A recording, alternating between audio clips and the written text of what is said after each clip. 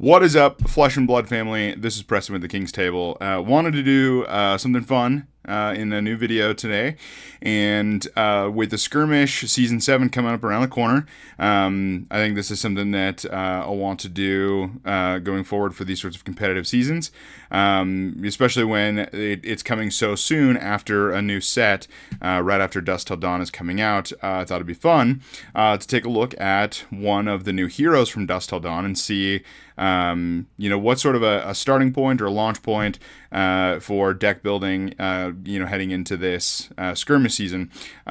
This is specifically going to be for blitz. So if you have a local skirmish that is not the blitz format, then still watch this video because I think it's a really fun deck, and we're going to dive into Prism Advent of Thrones. Now, if this is your first time seeing the card, which by now it may not be, Prism has been all over the place since this card was initially spoiled.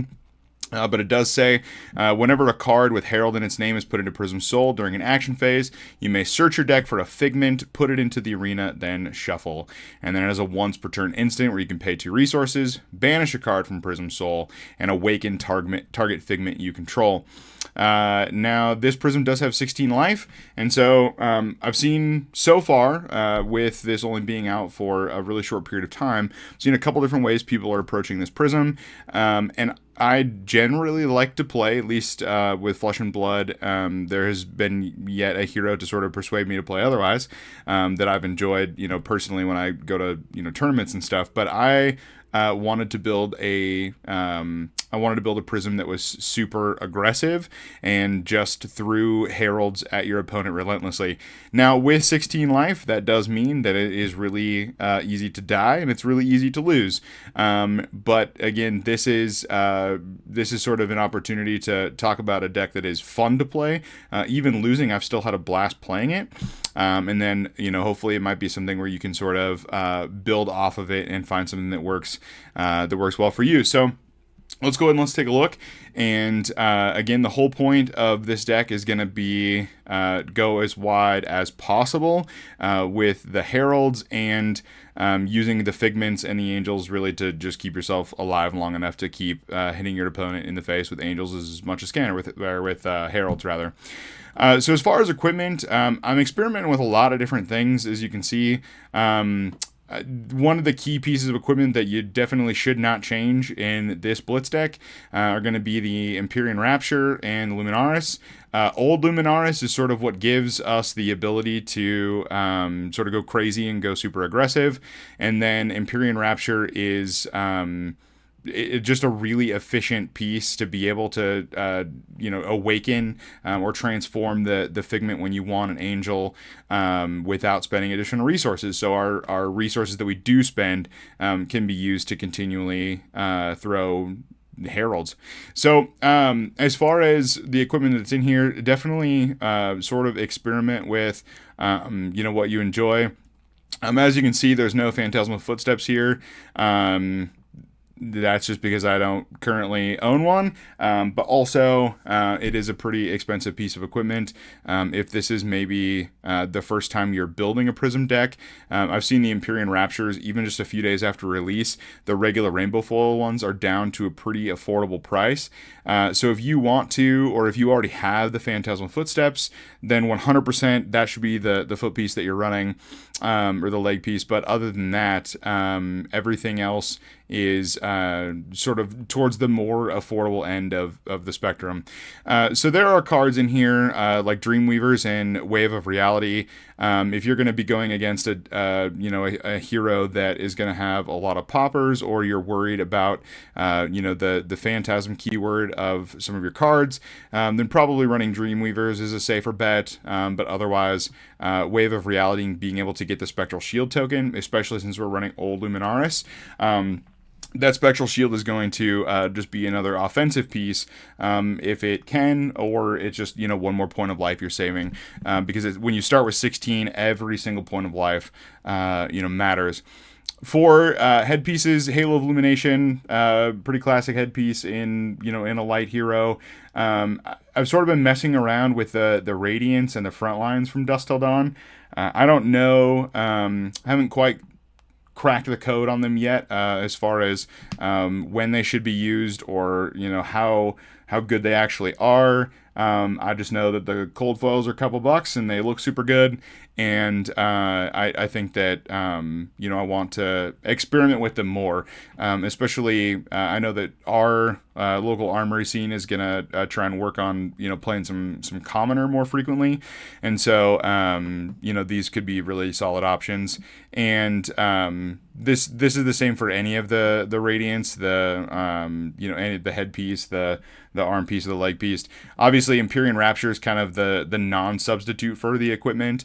So anything else is sort of up to flavor, right? Like I said, this is supposed to be a springboard for you to launch off of, and find something awesome, and find a way to tune this deck with cards you already have, cards you can get affordably, whatever that looks like, or cards that you can get in a short period of time if your skirmish is coming up in just a week and a half, like mine is. So let's actually go ahead and take a look at the deck. As I mentioned, this was specifically focusing on Season 7 of Skirmish, where they've implemented the new blitz rules and the deck building rules. So that's why it says 44 here instead of 40. Definitely go check out the FabTCG website and read the article that they posted about the rules and deck building for the blitz format in Season 7. It's really fascinating. I really like the changes. And if you have not had a chance to read that yet, definitely go check that out to sort of see what I'm talking about. But basically, it's going to allow for a small amount of sideboarding options in blitz. So let's talk about some of the new cards from Dusk Till Dawn that are some of the key pieces of this deck, and some of the really fun pieces of this deck. And I want to draw your attention to two specific cards, Angelic Wrath and Celestial Reprimand, or Celestial Boop, as we like to call it, Tony and I do. So Celestial Boop and Angelic Wrath. They're both instants, so you're not going to get a block value out of them, which can sometimes hurt depending on how many of these you have in your hand. But again, this is as glass cannon as it gets. You just want to go fast, go super aggressive, and it's a race to see who dies first. And I like that. I think that's kind of fun. If that sort of chaos is not something that you enjoy, maybe this particular way to build this Prism is not for you. But this is absolutely a race to the finish line. So for decks that aren't going to run as many poppers, maybe even something like an Azalea, for example, where the poppers you're probably going to be dealing with are like Battering Bolt or something like that. Then typically you'll run more Angelic Wraths and cut some of the Reprimands.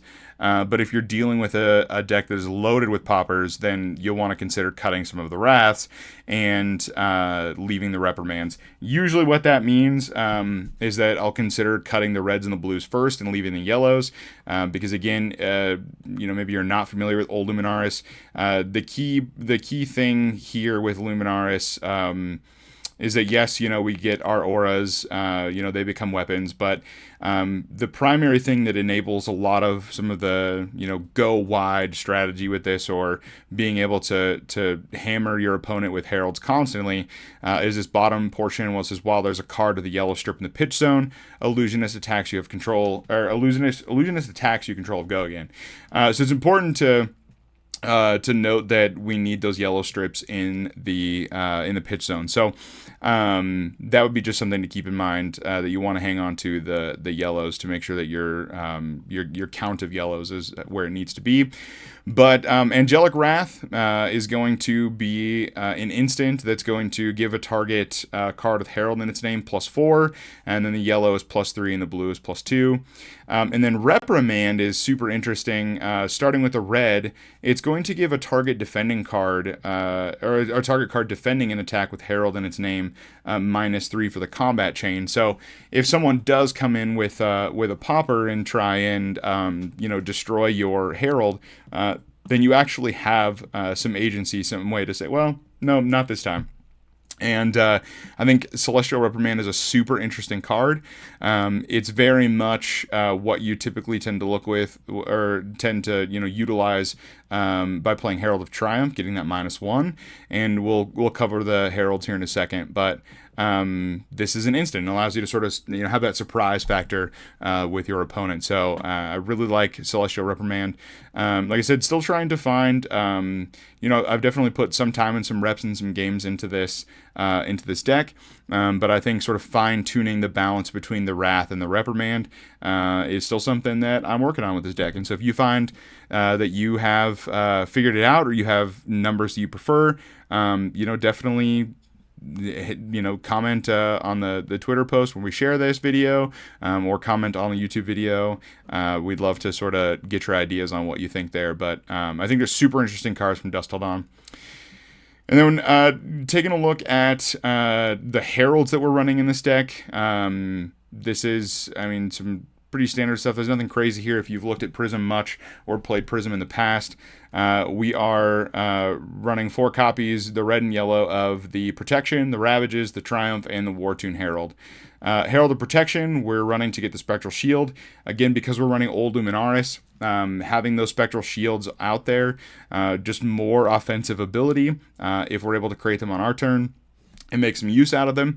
Or, worst case scenario, it's just helping us not die faster than our opponent when we're working with that 16 life, like I mentioned.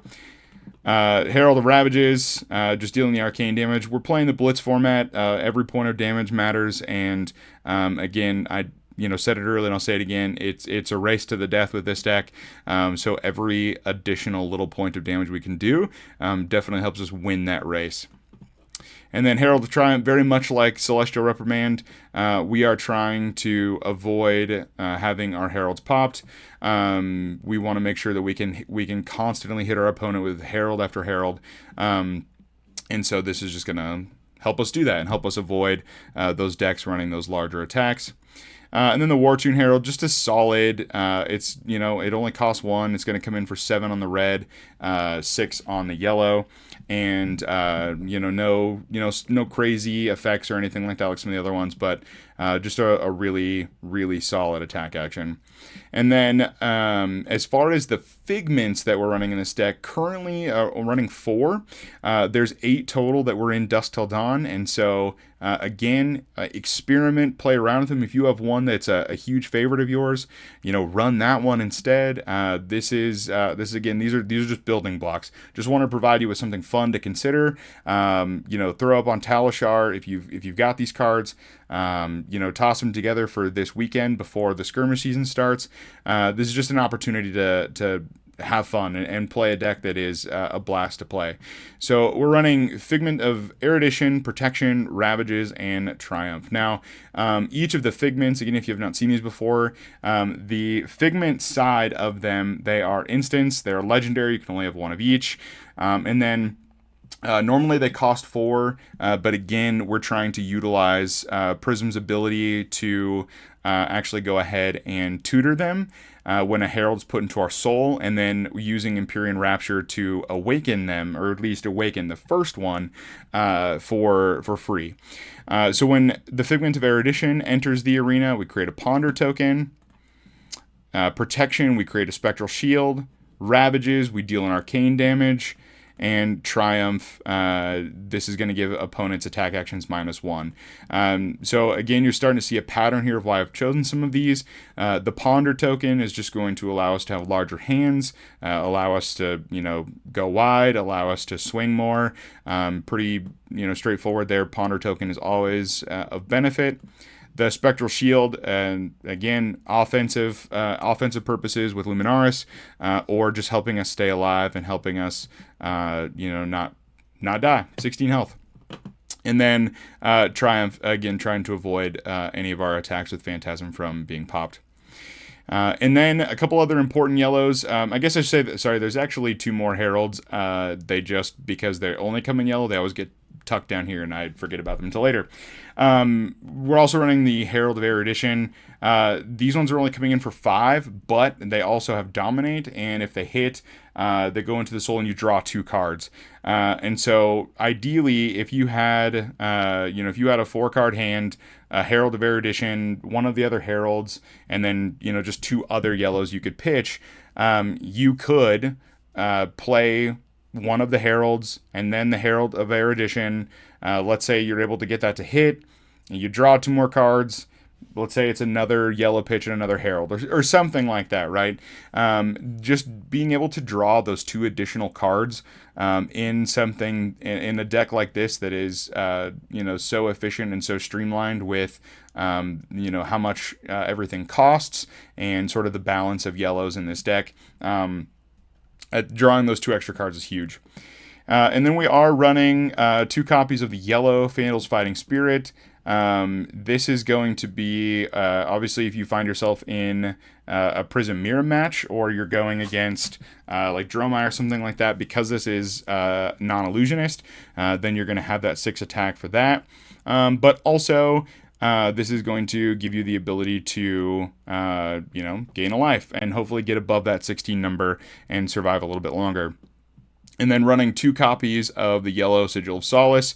This would be, if we have the opportunity to play both of them, this sort of gets us, more or less up to that 20 number. That's a more normal amount of, hit points to see for a blitz hero.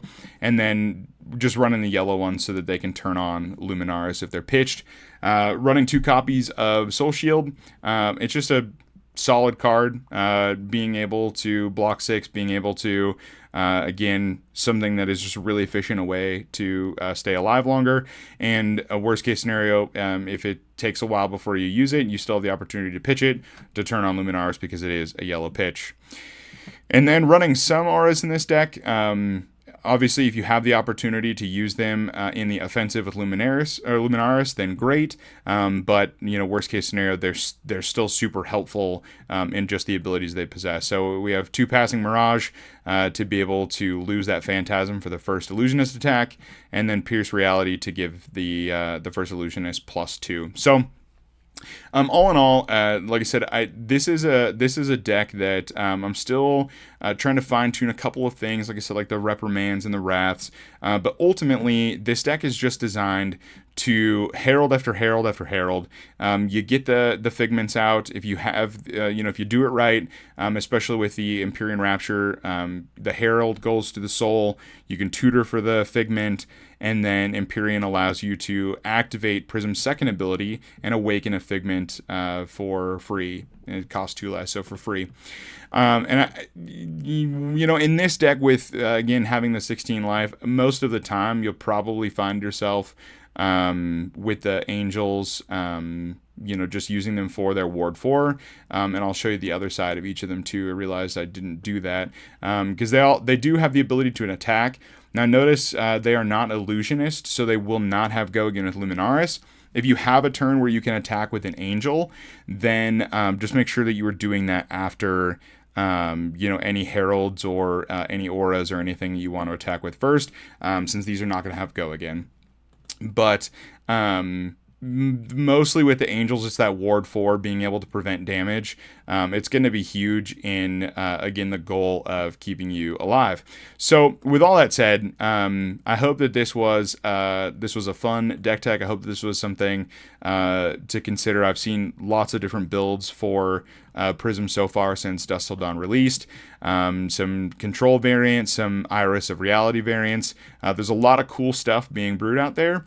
And I just wanted something that was just silly and aggressive, and that's exactly what this is. It feels silly to play because I think, typically you would expect probably something like an Iris of Reality or, trying to figure out the new Luminaris. But for Blitz, I just wanted to do something that was aggressive and like I said, fun to play. So let me know if you have an opportunity to give this deck a shot.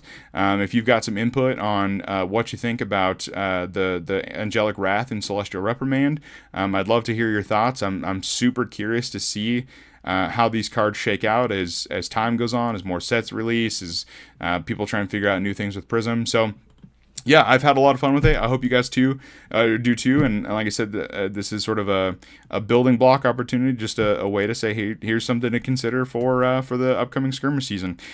So I wish all of you guys the best of luck as you head into this next skirmish season. If there's anything about this video or about this deck tech that you want to chat about, leave a comment below, like, subscribe, all that fun stuff. But once again, it's been a pleasure hanging out with you, talking some sweet fab decks.